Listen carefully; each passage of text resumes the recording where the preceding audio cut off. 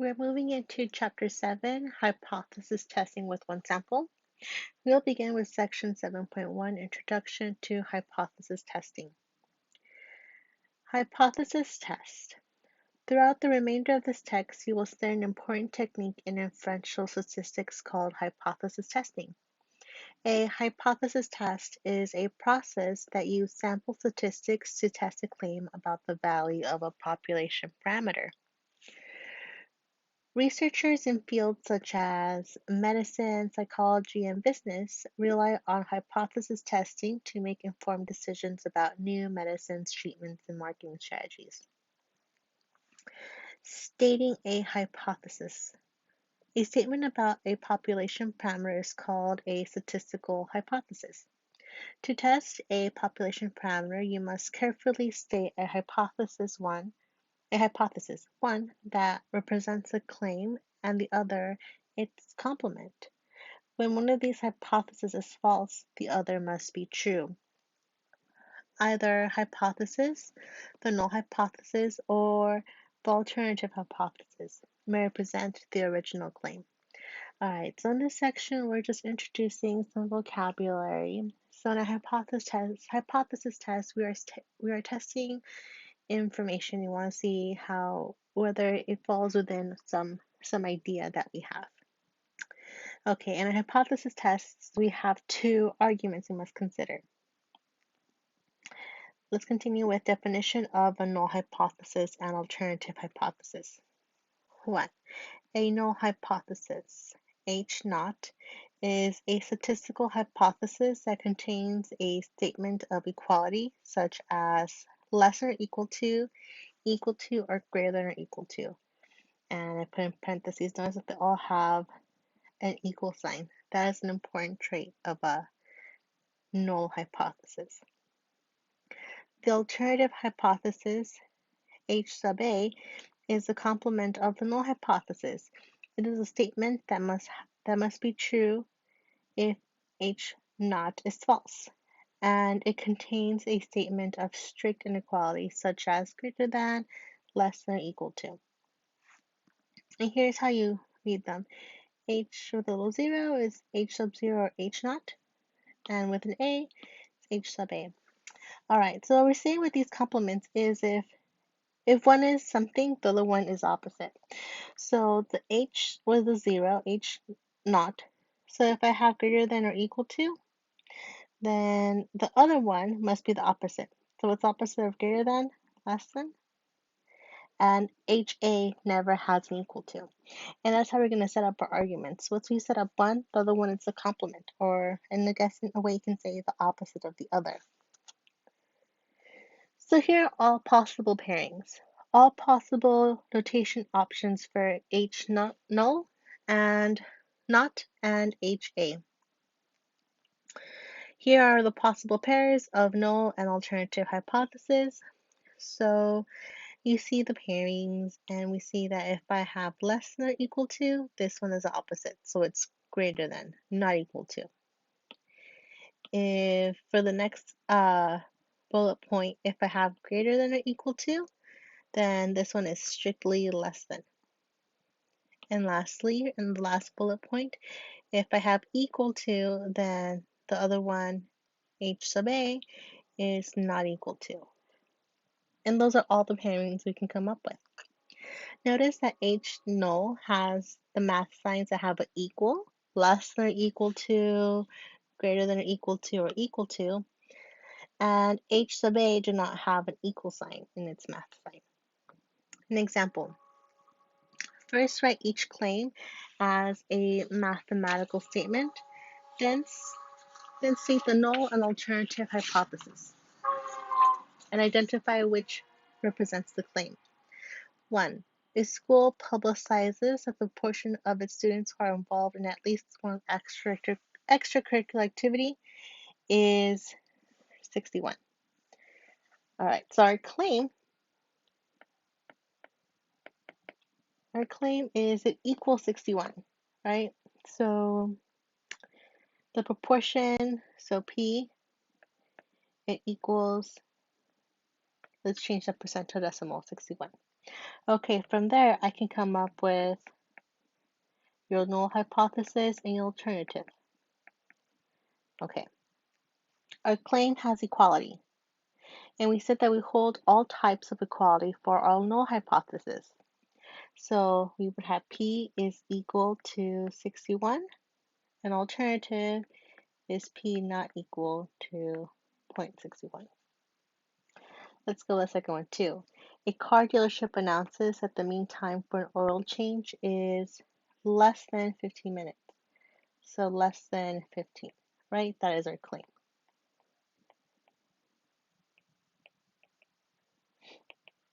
Okay, from there we can come up with our null hypothesis and our alternative. Remember, your null hypothesis, that one that looks like I'm writing ho, it has to have an equal sign. So our claim does not have an equal sign. We're saying that the mean time is less than 15. So we say mean is less than 15. Now the ho, that null hypothesis. We want to flip our inequalities. Instead of less than, I want greater than, and I need to put an equal sign. So there we have it. We have created a null and alternative hypothesis statement. Let's continue with 3. A company advertises that the mean life of its furnaces is more than 18 years. So more than 18, right? So our claim, the mean life, so mean is greater than 18. Okay, now I can come up with my null hypothesis and my alternative.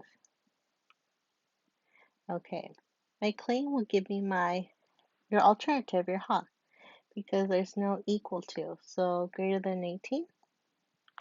And your ho will have equal to, so it's less than or equal to 18. Notice how your inequality changes directions, and your first one, your ho, always has that equal sign. It's very important. Moving forward, 2 options in making a conclusion on hypothesis testing. No matter which hypothesis represents the claim, you always begin a hypothesis test by assuming that the equality condition in the null hypothesis is true. So when you perform a hypothesis, you make one of 2 decisions. Your options are to reject the null hypothesis, reject, or fail to reject the null hypothesis. Those are your only 2 decisions. Think of this when a judge decides on a verdict and they say guilty or not guilty. Notice they never say innocent. Rather, they say not guilty.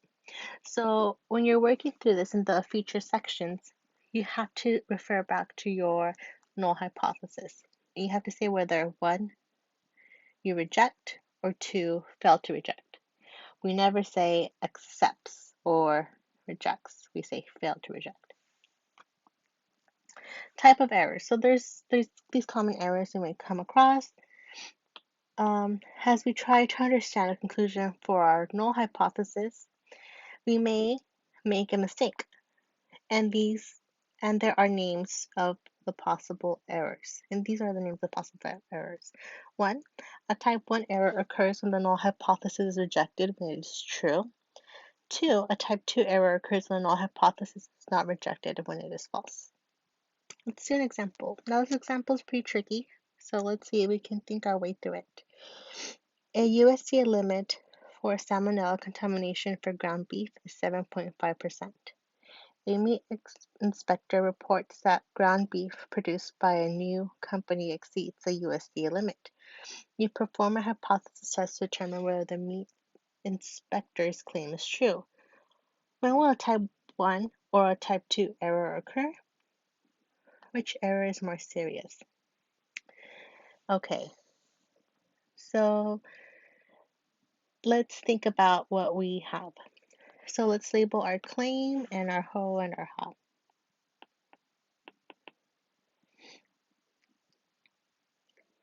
Okay, so he's saying that it exceeds the USDA limit of 7.5. So we're saying that P is more.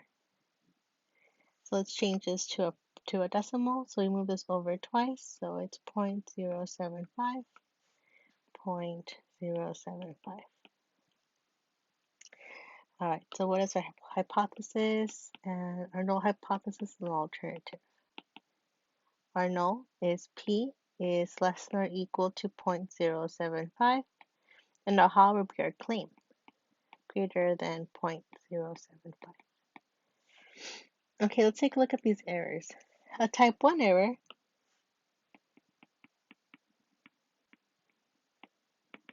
says if the null hypothesis is rejected when it is true.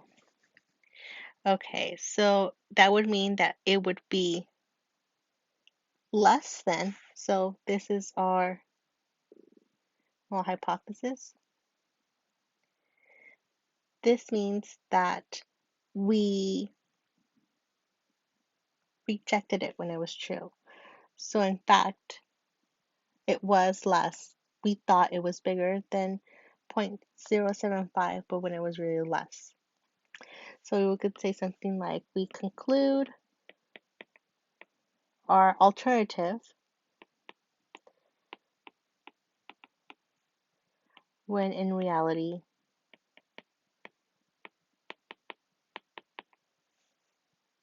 it is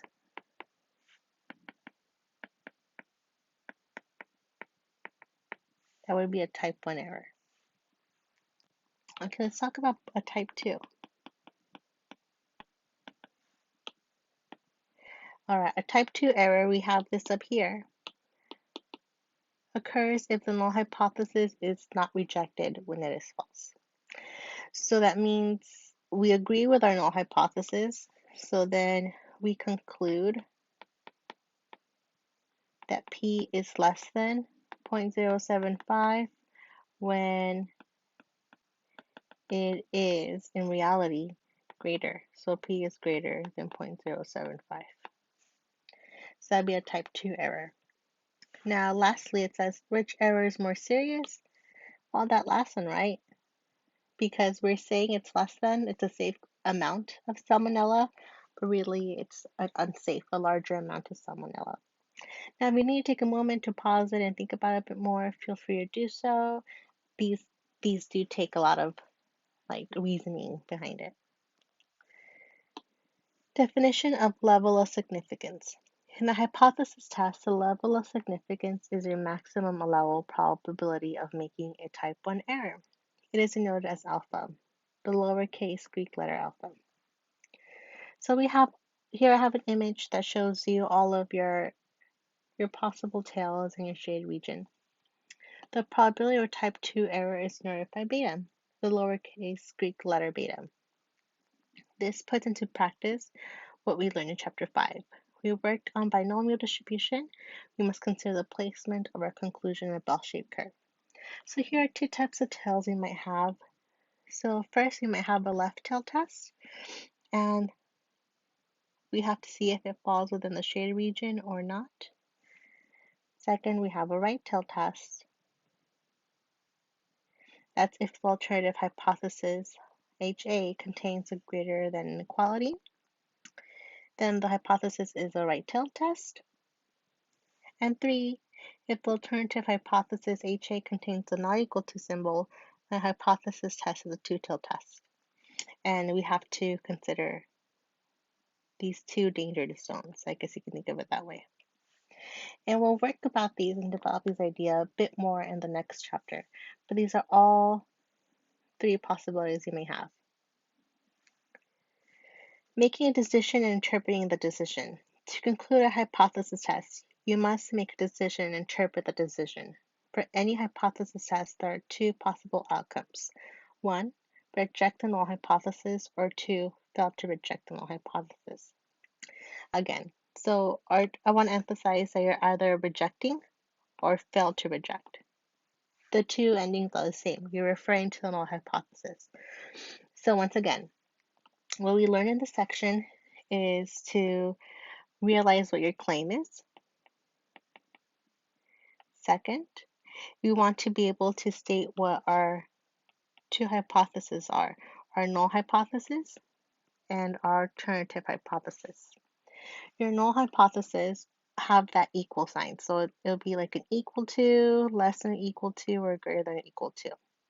An alternative do not have equal to. So it would be not equal to, greater than, or less than. Now from there, we can make assumptions based on our conclusions and our work and the question that's being asked. And that leads us into section 6.2. Thank you. And if you have any questions, please feel free to email me or post them in our discussion board.